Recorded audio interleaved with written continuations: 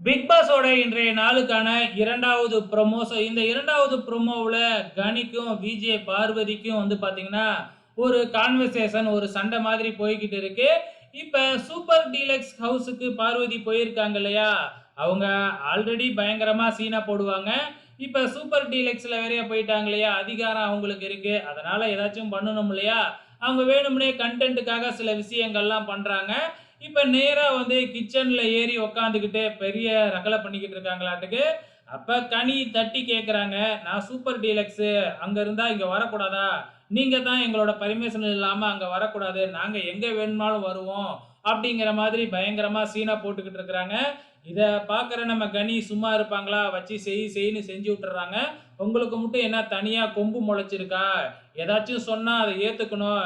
நான் என்ன செவுத்த பார்த்து சொல்ற மாதிரி தான் உன்கிட்ட சொல்லிக்கிட்டு இருக்கேன்." அப்படி இப்படின்னு வந்து பார்த்தீங்கன்னா, சும்மா கனி வச்சு செஞ்சு விட்டுட்டாங்க. பார்வதியும் கொஞ்சம் ஓவரா தான் போறாங்க. ஸோ என்ன நடக்க போகுது அப்படிங்கிறத பொறுத்திருந்து பார்க்கலாம்.